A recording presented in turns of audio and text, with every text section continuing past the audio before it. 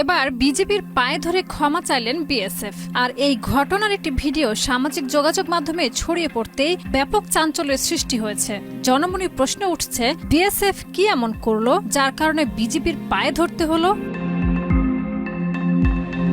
সম্প্রতি ভারতীয় সীমান্তরক্ষী বাহিনী বিএসএফ এর 2 সদস্য অস্ত্রসহ আন্তর্জাতিক সীমান্ত অতিক্রম করে বাংলাদেশে প্রবেশ করে। অভিযোগ রয়েছে, ভারতীয় সীমান্তরক্ষী বাহিনী বিএসএফ এর 2 সশস্ত্র সদস্য আন্তর্জাতিক সীমান্ত অতিক্রম করে বাংলাদেশের অভ্যন্তরে প্রবেশ করে। তারা সরাসরি সীমান্ত পেরিয়ে সীমান্তবর্তী একটি বাংলাদেশি গ্রামে ঢুকে পড়েন এবং অভিযোগ অনুযায়ী কয়েকজন স্থানীয় কৃষককে ধরে নিয়ে যাওয়ার চেষ্টা করেন।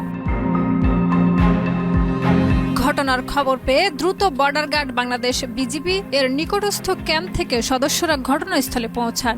স্থানীয় জনসাধারণের সহায়তায় বিজিবি 2 বিএসএফ সদস্যকে আটক করতে সক্ষম হয়। পরে উভয় পক্ষের মধ্যে যোগাযোগ ও আলোচনার মাধ্যমে এবং বিএসএফ সদস্যদের অনুতপ্ত আচরণ ও ক্ষমা প্রার্থনার পর কূটনৈতিক ও নিরাপত্তা প্রটোকল মেনে তাদের বিএসএফ কর্তৃপক্ষের কাছে হস্তান্তর করা হয়।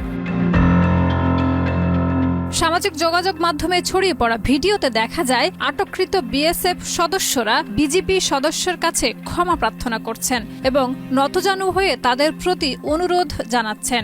ভিডিওতে কেউ বিজিবির পেশাদার ও কৌশলী ভূমিকার প্রশংসা করেন, আবার কেউ সীমান্ত নিরাপত্তা ও বিদেশি বাহিনীর অনুপ্রবেশ নিয়ে উদ্বেগ প্রকাশ করেছেন।